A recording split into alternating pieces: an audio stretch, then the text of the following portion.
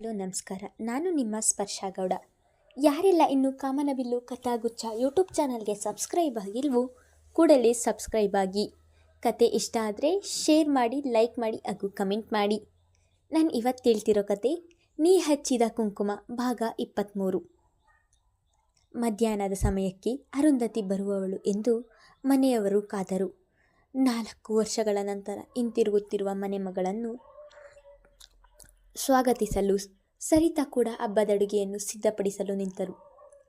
ಮಗಳು ಮನೆಗೆ ಬರುವಳು ಎಂಬ ಸಂಭ್ರಮವಿರದೆ ಹೋದರೂ ಅವಳ ಜವಾಬ್ದಾರಿ ತಮ್ಮದು ಎಂಬ ತಟಸ್ಥ ಭಾವ ಮನೆಯವರದ್ದು. ಏಕೆಂದರೆ ಕೊಟ್ಟ ಹೆಣ್ಣು ಕುಲಕ್ಕೆ ಹೊರಗೆ ಎಂಬಂತೆ ಎಂದೂ ನಡೆದುಕೊಂಡಿಲ್ಲ ಈ ಕುಟುಂಬ. ಬದಲಾಗಿ ಅರುಂಧತಿಗೆ ಕೇಳಿದ್ದೆಲ್ಲವನ್ನೂ ಕೊಟ್ಟಿದ್ದರು. ಒಂದನ್ನು ಬಿಟ್ಟು ತನ್ನ ಮಗಳು ನೇಸರಳನ್ನು ಪರಾಶರನಿಗೆ ತಂದುಕೊಳ್ಳಬೇಕೆಂಬ ಬಹಳ ಹೆಚ್ಚಿಕೊಂಡಿದ್ದಳು ಅರುಂಧತಿ. ಆದರೆ ವಸು ಕೂಡ ಮದುವೆ ಪ್ರಸ್ತಾಪ ಮಾಡಿದಾಗ ಮನೆಯವರು ನೇಸರ ಹಾಗೂ ಸವಿತಾಳನ್ನು ತಕ್ಕಡಿಯಲ್ಲಿ ತೂಗಿದಾಗ ಗುಣದಲ್ಲಿ ಮೇಲೆ ಬಂದದ್ದು ಸವಿತಾಳೆ. ಪರಾಶರನಿಗೂ ನೇಸರಳನ್ನು ಕಂಡರೆ ಅಷ್ಟಕ್ಕಷ್ಟೇ. ಹಾಗಾಗಿ ಕೊನೆಗೆ ಸವಿತಾ ಜೊತೆ ಮದುವೆ ನಿಶ್ಚಯವಾದಾಗ ಹೊಟ್ಟೆ ಕಿಚ್ಚು ಪಟ್ಟವಳೆಂದರೆ ಇದೇ ಅರುಂಧತಿ. ಆದಾಗ್ಯೂ ಮದುವೆ ಮುಗಿದ ನಂತರ ತನ್ನ ಮಗಳನ್ನು ವಿದೇಶದಲ್ಲಿ ಓದಿಸಬೇಕು ಎಂದು ಪಣ ತೊಟ್ಟು ಫಾರಿನ್ ಸೇರಿದಳು. ತಂದೆ ಇಲ್ಲದ ಮಗು ಎಂದು ನೇಸರಳನ್ನು ಮುದ್ದಾಗಿ ಬೆಳೆಸಿದ್ದರಿಂದ ಯಾರೂ ಸೊಲ್ಲೆತ್ತಲಿಲ್ಲ. ಅವಳು ಓದಲು ಚುರುಕು. ಹಾಗಾಗಿ ಓದು ಮುಗಿದ 1 ವರ್ಷ ಅಲ್ಲೇ ಕೆಲಸ ಮಾಡಿ ಎಕ್ಸ್ಪೀರಿಯನ್ಸ್ ಜೊತೆಗೆ ಹಣವನ್ನೂ ಮಾಡಿಕೊಂಡು ಬಂದಿದ್ದಾಳೆ. ಸವಿತಾ ತೀರಿ ಹೋದ ಸುದ್ದಿ ಕೇಳಿದಾಗ ಮಾತ್ರ ಬಂದವಳು ಹೋಗುವಾಗ ನವಜಾತ ಶಿಶುವನ್ನು ನಿಂದಿಸಿಯೇ ಹೋಗಿದ್ದು. ಸವಿತಾಳ ಕಾಲ್ಗುಣವೇ ಚೆನ್ನಾಗಿರಲಿಲ್ವೇನೋ, ಹಾಗಾಗಿ ನಮ್ಮ ಮಗು ಕೂಡ ಅವಳ ಜೊತೆ ಸುಖವಾಗಿ ಸಂಸಾರ ಮಾಡಲಿಲ್ಲ. ನನ್ನ ಮಗಳನ್ನು ಮದುವೆ ಆಗಿದ್ರೆ ರಾಜನ ಆಗಿರ್ತಿದ್ದ. ಅದೆಲ್ಲದರ ಮೇಲೆ ಈ ಮಗು ಹುಟ್ಟಿದ ಮೇಲೆ ಸವಿತಾ ಸತ್ತು ಹೋದ್ಲು. ಇದು ಅನಿಷ್ಟದ ಮಗು. ಈ ಮಗುವಿಂದ ಯಾರಿಗೂ ಒಳ್ಳೆಯದಾಗಲ್ಲ ಎಂದು ನಿಂದಿಸಿ ಹೋದವಳು ಮತ್ತೆ ಹಿಂತಿರುಗಿದ್ದು 4 ವರ್ಷದ ನಂತರ. ಮುಂದೆ ಅರುಂಧತಿ ಏನು ಮಾಡುವವಳು ಎಂದು ಚಿಂತೆ ಎಲ್ಲರಲ್ಲಿಯೂ ಇದೆ. ಸುಮಾರು 1 ಗಂಟೆಯ ಸಮಯ ಮನೆ ಎದುರು ಏರ್ಪೋರ್ಟ್ ಕಾರು ಬಂದು ನಿಂತಿತ್ತು. ವಿಶ್ವ ಹಾಗೂ ವಸು ಹೊರಗೆ ಹೋದರು. ಸರಿತಾ ಅಡುಗೆ ಮನೆಯಲ್ಲಿಯೇ ಇದ್ದಳು. ಜೀನ್ಸ್ ಪ್ಯಾಂಟ್ ಹಾಗೂ ಬಾಡಿ ಟೈಟ್ ಟೀ ಶರ್ಟ್ ತೊಟ್ಟ ತಂಗಿಯನ್ನು ನೋಡಿ ಹೌಹಾರಿದವರು ವಿಶ್ವ. ತಾಯಿಗೆ ತಕ್ಕಂತೆ ಮಗಳು ಎಂಬ ಹಾಗೆ ನೇಸರ ಮಂಡಿಯ ತನಕ ಇದ್ದ ಸ್ಕರ್ಟ್ ಹಾಗೂ ಟೈಟ್ ಸ್ಲೀವ್ಲೆಸ್ ಶರ್ಟ್ ತೊಟ್ಟಿದ್ದಳು. ಒಕ್ಕಳ ಕಾಣುವ ಹಾಗೆ ಒಕ್ಕಳ ಬಳಿಯಲ್ಲಿ ಒಂದು ಹಾರ್ಟ್ ಶೇಪ್ ಮಚ್ಚೆ. ಇದೇನೇ ಅರುಂಧತಿ, ನಿನ್ನ ಅವತಾರ? ಅಪ್ಪ ಅಮ್ಮ ನೋಡಿದರೆ ಏನು ಅನ್ಕೋತಾರೆ? ಅವರ ಮೇಲಿನ ಗೌರವಕ್ಕಾದರೂ ಸಭ್ಯತೆಯ ಬಟ್ಟೆ ತೊಡುವುದಲ್ವಾ? ಹೇಳಬಾರದೆಂದುಕೊಂಡರೂ ಅವರನ್ನು ನೋಡಿ ತಡೆಯದೆ ಬಂದ ಮಾತುಗಳ ಅವು. ಎಷ್ಟೆಂದರೂ ಹಳ್ಳಿಯ ಜನ, ಎಲ್ಲದಕ್ಕೂ ಹೊಂದಾಣಿಕೆ ಮಾಡಿಕೊಂಡಿದ್ದೇವೆ ಎಂದರು. ಮೈಕೈ ಕಾಣುವ ಬಟ್ಟೆ ತೊಡುವುದು ಇಷ್ಟ ಆಗುವುದಿಲ್ಲ. ಹಳ್ಳಿಯಲ್ಲಿಯೇ ಹುಟ್ಟಿ ಬೆಳೆದು ಹಳ್ಳಿಗೆ ಮದುವೆ ಮಾಡಿಕೊಂಡು ಹೋದ ಅರುಂಧತಿ ಮಾತ್ರ ಇಷ್ಟು ಬದಲಾಗಿದ್ದು ಆಶ್ಚರ್ಯವೇ ಸರಿ. ಸುಮ್ಮನಿರು ಅಣ್ಣ, ಬಂದ ಕೂಡಲೇ ಶುರು ಮಾಡಿದ್ಯಾ? ಬಟ್ಟೆ ಅವರವರ ಇಷ್ಟ. ನಿಂಗೇನು? ಬದುಕಿರುವಷ್ಟು ದಿನ ಆರಾಮವಾಗಿರಬೇಕು.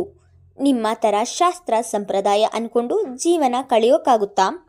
ಈಗೇನು ಒಳಗೆ ಬರಲಾ ಬೇಡ್ವಾ ಎನ್ನುತ್ತಲೇ ಅವನನ್ನು ತಳ್ಳಿಕೊಂಡು ಒಳಗೆ ಬಂದಳು. ವಸು ಎದುರಿಗೆ ನಿಂತಿದ್ದರೂ ಅವಳನ್ನು ಮಾತನಾಡಿಸುವುದಿರಲಿ, ಅವಳ ಕಡೆ ನೋಡಿ ಒಂದು ಮುಗುಳು ನಗೆಯನ್ನು ಕೂಡ ಬೀರಲಿಲ್ಲ. ವಸುಗೆ ಪೆಚ್ಚಾದರೂ ತೋರ್ಪಡಿಸಿಕೊಳ್ಳಲಿಲ್ಲ. ಅಪ್ಪ ಅಮ್ಮ ಹೇಗಿದ್ದೀರಿ ಎನ್ನುತ್ತಲೇ ಅವರೆದುರು ಬಂದು ಕಾಲು ಮೇಲೆ ಕಾಲು ಏರಿಕೊಂಡು ಕುಳಿತಳು. ಅವಳನ್ನು ಅನುಸರಿಸಿದ್ದು ಅವಳ ಮಗಳಾದರೂ ಸಭ್ಯತೆಗೂ ಅಜ್ಜ ಅಜ್ಜಿಯ ಬಳಿ ಮಾತಿಲ್ಲ. ಇದೇನ್ರಮ್ಮ ನಿಮ್ಮ ಅವತಾರ? ಇದು ವಿದೇಶ ಅಂದ್ಕೊಂಡೇ ಬಂದದ್ದಾ? ಅಲ್ಲ ಅರುಂಧತಿ, ನಿನಗಾದರೂ ಬುದ್ಧಿ ಬೇಡ್ವಾ? ಈ ಅವತಾರದಲ್ಲಿ ನಿನ್ನನ್ನು ಯಾರಾದರೂ ನೋಡಿದರೆ ಅಷ್ಟೇ ಕತೆ. ಊರೆಲ್ಲ ಗುಲ್ಲೆಬ್ಬಿಸಿ ಬಿಡ್ತಾರೆ.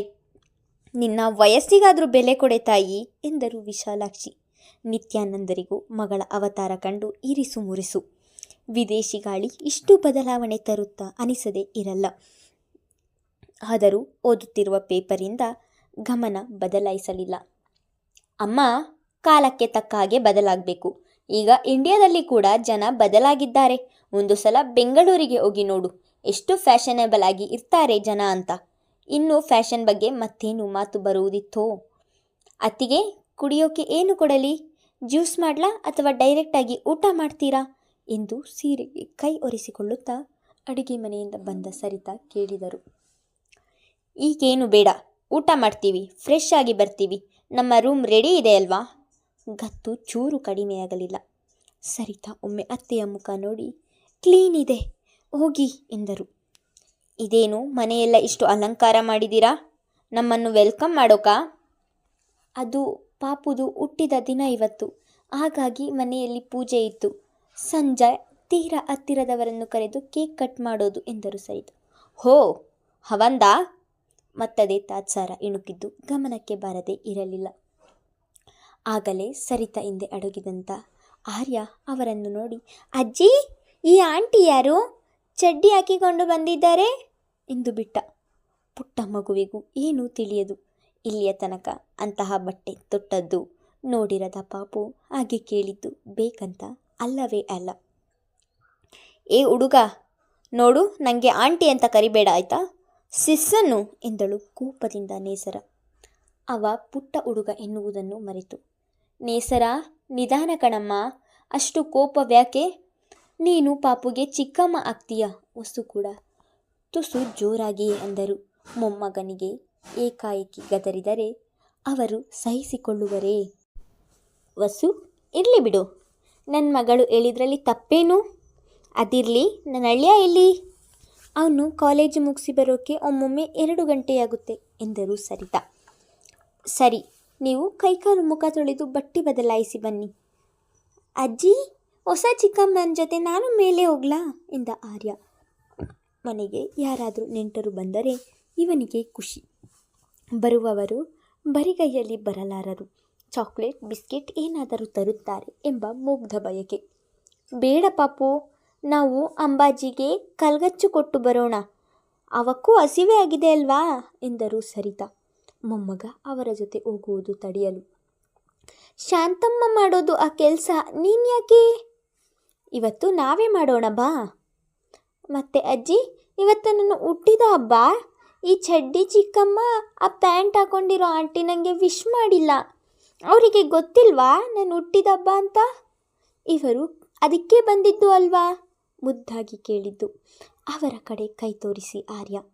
ಅವರ ದೊಡ್ಡ ದೊಡ್ಡ ಬ್ಯಾಗಲ್ಲಿ ಏನಿದೆ ಎಂಬ ಕುತೂಹಲವೂ ಇದೆ. ಬೇಬಿ, ಇಲ್ಲೇ ಇದ್ದರೆ ಸುಮ್ಮನೆ ನಮ್ಮ ಟೈಮ್ ವೇಸ್ಟ್. ಯಾರ್ಯಾರೋ ಮಾತಾಡ್ತಾರೆ ಅಂತ ನಾವು ಕೇಳಿಕೊಂಡು ತಲೆ ಆಡಿಸೋಕ್ಕಾಗುತ್ತಾ? ಅದು ತಾಯಿನ ತಿಂದ ಮಗು ಅದು. ಬಾ, ಮೊದಲು ಫ್ರೆಶ್ ಆಗಿ ಬರೋಣ. ಅಣ್ಣ, ಚೂರು ಅತ್ತಿಗೆ, ಈ ಬ್ಯಾಗ್ ನನ್ನ ಕೋಣೆಗೆ ತಂದು ಕೊಡಿ ಎಂದು ಬರಿಗೈಯಲ್ಲಿ ಅಮ್ಮ ಮಗಳಿಬ್ಬರು ಹೊರಟು ಮೇಲಿನ ತಮ್ಮ ಕೋಣೆಯತ್ತ ನಡೆದರು. ಅವರು ಹೇಳಿದ ಮೇಲೂ ಆರ್ಯನಿಗೆ ವಿಶ್ ಮಾಡಲಿಲ್ಲ. ಅವರು ಹಾಗೆ ಹೊರಟು ಹೋದದನ್ನು ನೋಡಿದ ವಸು ಕಣ್ಣುಗಳು ತುಂಬಿತ್ತು. ಆರ್ಯ ಹುಟ್ಟಿದಾಗ ಅವನು ಕಾರಣವೇ ಸವಿತಾ ತೀರಿ ಹೋಗಿದ್ದು ಎಂದು ಅರುಂಧತಿ ಅವನನ್ನು ಎತ್ತಿಕೊಳ್ಳದೆ ಅಸಡ್ಡೆಯಿಂದ ಮಾತುಗಳನ್ನು ಆಡಿದ್ದಳು. ಅಂತಹ ಭಾವನೆ ಈಗಲೂ ಅವಳ ಮನದಲ್ಲಿಯೇ ಇದೆಯಲ್ಲ ಎಂಬ ಬೇಸರ. ಅತ್ತಿಗೆ, ಅಳ್ಬೇಡಿ, ಅವರು ಹೇಗೆ ಅಂತ ಗೊತ್ತಲ್ಲ ನಿಮಗೆ. ಕೂಡು ಕುಟುಂಬ ಎಂದ ಮೇಲೆ ಒಂದು ಮಾತು ಬಂದು ಹೋಗುವುದು ಸಾಮಾನ್ಯ. ಅರುಂಧತಿಗೆ ಪಾಪುನ ಕಂಡ್ರೆ ಆಗಲ್ಲ. ನೋಡೋಣ, ಮುಂದೆ ಸರಿ ಹೋಗಬಹುದು. ಇಲ್ಲ ಅಂದರೆ ನಾವೇ ಸರಿ ಮಾಡೋಣ.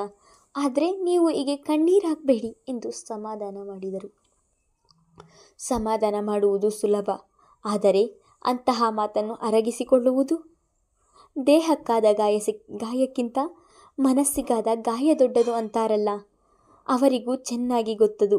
ಇನ್ನು ಮುಂದೆ ಆಗಾಗ ಇಂತಹ ಮಾತುಗಳನ್ನು ಕೇಳುತ್ತಲೇ ಇರಬೇಕೆಂಬುದು. ಇವರ ಮಾತನ್ನು ಕೇಳಿ, ಅಜ್ಜಿ, ತಾಯಿನ ತಿನ್ನೋದು ಅಂದರೆ ಏನು ಎಂದು ಕೇಳಿದ ಆರ್ಯನ ಪ್ರಶ್ನೆಗೆ ಮಾತ್ರ ಅಲ್ಲಿ ಯಾರ ಬಳಿಯೂ ಉತ್ತರವಿಲ್ಲ. ಕಾಲೇಜು ಮುಗಿದ ಮೇಲೆ ಮಂಗಳ ಆಂಟಿಗೆ ಹೇಳಿ ತಾಯಿಗೂ ಕರೆ ಮಾಡಿ ಗೆಳತಿಯ ಮನೆಗೆ ಹೋಗುವುದಾಗಿ ಹೇಳಿದ ನಂತರವೇ ಅಂಬರ ತಾರಿಣಿಯ ಮನೆಗೆ ಹೊರಟಿದ್ದು. ಬಾಯಿಂದೇನೂ ಹೇಳಿದಳು ತಾರಿಣಿ. ಆದರೆ ಅಂಬರ ಅನುಭವಿಸುವ ಮುಂದಿನ ನೋವಿಗೆ ನೇರವಾಗಿ ನಾನೇ ಕಾರಣವಾಗುವೆ ಎಂಬ ಭಯ. ಇವಳೇ ಅಣ್ಣನಿಗೆ ಪತ್ರ ಬರೆದದ್ದು ಹಾಗೂ ಸಂದೇಶ ಕಳುಹಿಸಿದ್ದು ಎಂದು ತಿಳಿದರೆ ಎಲ್ಲರೂ ಸಂಭ್ರಮ ಪಡುತ್ತಾರೆ. ಅವನೊಬ್ಬನನ್ನು ಬಿಟ್ಟು. ಎಲ್ಲ ವಿಷಯ ತಿಳಿದ ನಾನು ಇದನ್ನು ಹೇಳಲಿಲ್ಲ ಎಂದು ಅಣ್ಣನಿಗೆ ನನ್ನ ಮೇಲೆ ಕೋಪವೂ ಬರಬಹುದು. ಏನೇ ಆಗಲಿ ಇಂದು ಒಂದು ವಿಷಯ ನಿರ್ಣಯವಾಗುತ್ತದೆ ಎಂದು ದೀರ್ಘ ನಿಟ್ಟುಸಿರು ಚೆಲ್ಲಿದಳು. ಏನಾಯ್ತು ತಾರಿಣಿ? ನಿಮ್ಮ ತೋಟ, ಈ ಹಳ್ಳ ಎಲ್ಲ ತುಂಬ ಚೆನ್ನಾಗಿದೆ. ಇಲ್ಲಿ ತುಂಬ ಸೆಕೆ ಆದರೂ ಇಲ್ಲಿ ಅಷ್ಟು ಸೆಕೆ ಅನಿಸ್ತಾ ಇಲ್ಲ ಎಂದಳು ಸುತ್ತಲೂ ನೋಡುತ್ತಾ ಅಂಬರ. ಇಲ್ಲಿ ನೀರಿನ ಹರಿವು ಇದೆ, ಹಾಗೂ ಸುತ್ತಲೂ ತೋಟದ ಮಧ್ಯೆ ಮನೆ ಇದೆ, ಹಾಗಾಗಿ ತಂಪು. ಸರ್ ಸಿಟಿಯವರು ಅಂದ್ಕೊಂಡಿದ್ದೆ. ಹಳ್ಳಿಯವರಾದರೆ ನಿಮಗೆ ಹಳ್ಳಿ ಇಷ್ಟ ಇಲ್ಲವಕ್ಕ? ಇಷ್ಟು ಸಮಯ ಇಷ್ಟ ಇರಲಿಲ್ಲ, ಇನ್ಮುಂದೆ ಇಷ್ಟಪಡ್ತೀನಿ ಎಂದು ನಕ್ಕವಳ ಕಂಗಳು ಇರುವುದು ಕೇವಲ ಪ್ರೀತಿ. ಅಂದರೆ ತ್ಯಾಗರಾಣಿ ಆಗ್ತೀಯಾ? ಇಲ್ಲ, ಪ್ರೀತಿ ಮಾಡ್ತೀನಿ. ಹಾಗಾಗಿ ಹೊಂದಾಣಿಕೆ ಜೀವನ ಅಂತಾರೆ ಅಲ್ವಾ? ಈ ವಿಷಯದಲ್ಲಿ ಹೊಂದಾಣಿಕೆ ಮಾಡಿಕೊಂಡರೆ ಆಯಿತು. ಕೊಟ್ಟಿಗೆ, ದನ, ಕರು, ಸಗಣಿ ಇದಕ್ಕೂ ಇಲ್ಲ, ಹಳ್ಳಿಗೆ ಹೊಂದಿಕೊಳ್ಳುವೆ. ಆದರೆ ಇದೆಲ್ಲ ಮಾಡಲ್ಲ, ಕೆಲಸದವರನ್ನು ಇಟ್ಕೊಳ್ತೀನಿ. ಸರಾಗವಾಗಿ ಬಂದಿತ್ತು ಮಾತು. ಅಣ್ಣನ ಮನೆಯವರು ಸ್ಥಿತಿವಂತರಾಗದೇ ಇದ್ದರೆ? ತಾರಿಣಿ ಪ್ರಶ್ನೆಗೆ ಒಂದು ಕ್ಷಣ ಅವಳನ್ನೇ ದಿಟ್ಟಿಸಿ, ಮೈಸೂರಲ್ಲಿ ನಮ್ಮದು ಸ್ವಂತ ಮನೆ ಇದೆ, 3 ಮನೆ ಬಾಡಿಗೆ ಕೊಡಬಹುದು, ಒಂದು ಅಂಗಡಿ ಕೂಡ ಬಾಡಿಗೆಗೆ ಕೊಟ್ಟಿದ್ದೇವೆ. ಅಲ್ಲಿ ಕೆಲಸಕ್ಕೆ ಬರುವ ಅವರನ್ನು ಕರ್ಕೊಂಡು ಇಲ್ಲಿಗೆ ಹೋಗ್ತೀನಿ ಎಂದವಳ ಮಾತುಗಳು ಮುಗ್ಧತೆಯೋ ಅಥವಾ ಪ್ರೀತಿಯೋ ತಿಳಿಯಲಿಲ್ಲ ತಾರಿಣಿಗೆ. ಅಲ್ಲ ಅಕ್ಕ, ಪ್ರೀತಿ ಅಂದರೆ ಇಬ್ರೇನಾ? ನೀನು ಕೇವಲ ಅಣ್ಣನ ಬಗ್ಗೆ ಯೋಚಿಸ್ತೀಯಾ? ಆದರೆ ಅವರ ಮನೆಯವರ ಬಗ್ಗೆ ಯೋಚಿಸಲ್ವಾ? ಯಾಕೆ ನೀನು ಅವನು ಮಾತ್ರ ನಿನ್ನ ಪ್ರಪಂಚದಲ್ಲಿ ಎಂಬ ತಾರಿಣಿ ಪ್ರಶ್ನೆಗೆ ಒಮ್ಮೆ ಪೆಚ್ಚಾದಳು ಅಂಬರ. ನಿಜ, ನಾನು ಇಲ್ಲಿಯವರೆಗೂ ಸರ್ ಮನೆಯವರ ಬಗ್ಗೆ ಯೋಚಿಸಲಿಲ್ಲ. ನನ್ನ ಪ್ರಪಂಚದಲ್ಲಿ ನಾನು ಮತ್ತು ನನ್ನ ಶೋನ ಮಾತ್ರ ಇದ್ದಿದ್ದು. ಹಾಗಾದರೆ ಇವರ ಮನೆಯಲ್ಲಿ ಯಾರ್ಯಾರು ಇದ್ದಾರೆ ಎಂದು ಯೋಚನೆಯಲ್ಲಿ ಬಿದ್ದಳು. ಮುಂದುವರೆಯುವುದು.